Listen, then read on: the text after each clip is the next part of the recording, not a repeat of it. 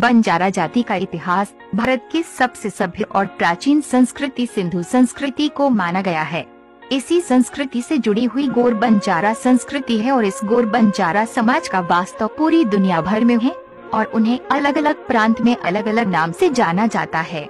जैसे महाराष्ट्र में बंजारा, कर्नाटक में लमाणी, आंध्र में लंबाडा, पंजाब में बाजीगर, उत्तर प्रदेश में नायक समाज और बाहरी दुनिया में रानी नाम से जाने जाते हैं।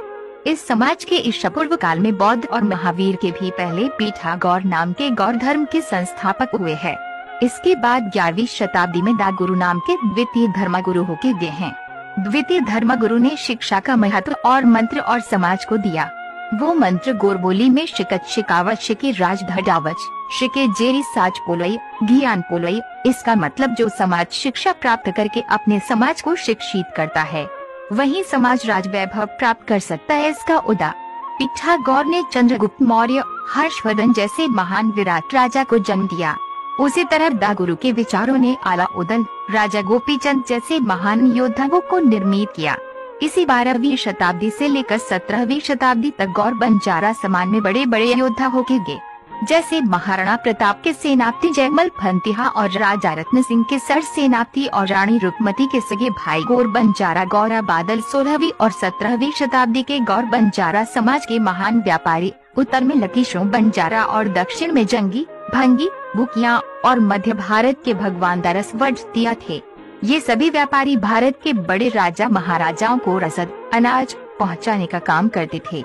लेकिन आम जनता की फिक्र इस गौर बंजारा समाज के संत सेवालाल महाराज को थी, इसलिए उन्होंने आम जनता की सेवा और भलाई के लिए अपने विचारों का संगठन निर्माण किया और उनका नेतृत्व भी किया। उसी महान सतगुरु, समाज सुधारक, क्रांतिकारी, अर्थतज्ञ, आयुर्वेदाचार्य और बहुजनों के गोर के धर्मगुरु संत सेवालाल का जन्म 15 फरवरी 1739 को आंध्र प्रदेश के अनंतपुर जिले के गुत्थी तालुका स्थित गुलाल डौडी गांव में हुआ।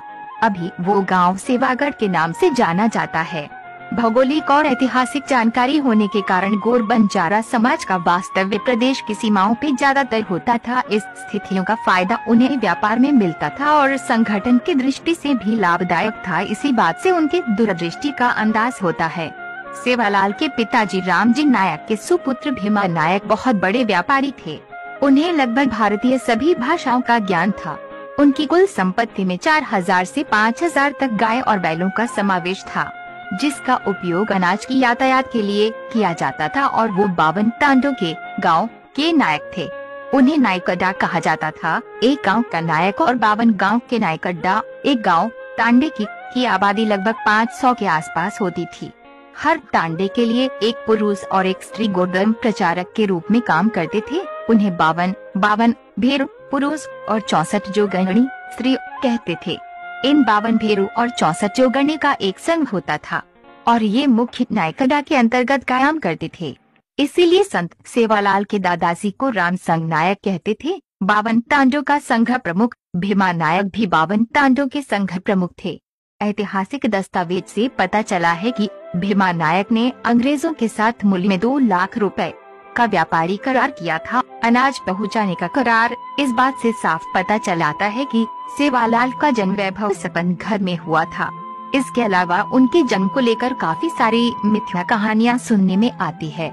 सेवालाल की मां का नाम दमनी था, जो कि जयराम बड़तिया सुवर्णकप्पा कर्नाटक की सुपुत्री थी।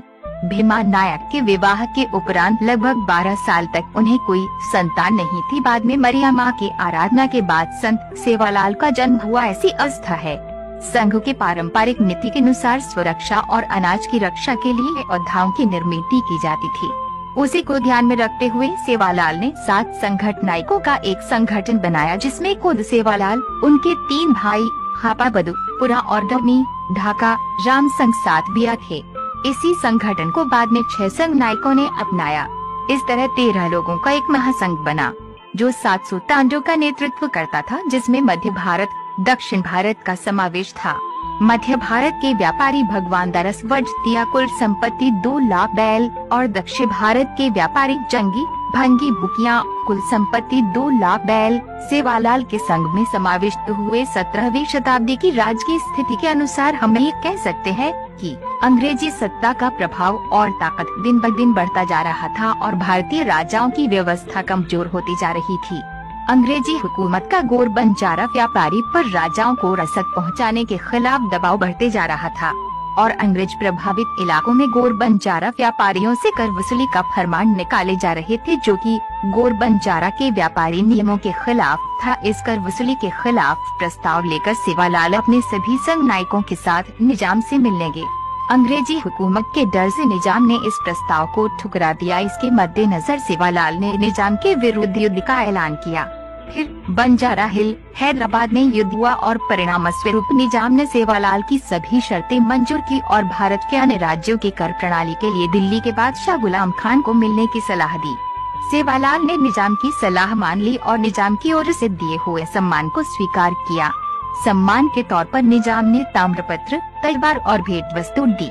पोहरागढ़ मंदिर महाराष्ट्र राज्य में आज भी ये भेंट वस्तुएं मौजूद है। दिल्ली के बादशाह गुलाम खान ने इस प्रस्ताव को नामंजूर किया। परिणाम स्वरूप सेवालाल ने युद्ध का ऐलान किया। गुलाम खान के 25,000 सैनिकों का मुकाबला सेवालाल के 900 योद्धाओं ने किया। गुलाम खान की भारी हार हुई। इतिहासकारों ने इस युद्ध का जिक्र कभी नहीं किया। गुलाम खान ने कर प्रणाली को माफ करने को मंजूर किया। व्यापार दृष्टिकोण से सेवालाल की ये बहुत बड़ी राजनीतिक जीत थी। इस जीत के चलते सेवालाल का नाम पूरे भारतवर्ष में प्रसिद्ध हुआ। लाहौर के गौर बंजारा ट्रेडर्स ने सेवालाल को सम्मानित किया। जयपुर राजस्थान के बंजारा व्यापारी और बहुजन लोगों की पुकार पर सेवालाल ने भूमिया नामक दहशतग्रस्त का शिरच्छेद किया और राजस्थान वासियों को भूमिया से मुक्ति दिलाई। आज भी इसी निशानी के तौर पर जयपुर में सवाई मानसिंह हॉस्पिटल में सेवालाल का मंदिर है। दिल्ली स्थित रायसीना हिल लकीशों बंजारा ने सेवालाल के स्वागत में बनाई हुई छतरी नेहरू प्लानिटोरियम नई दिल्ली में मौजूद है।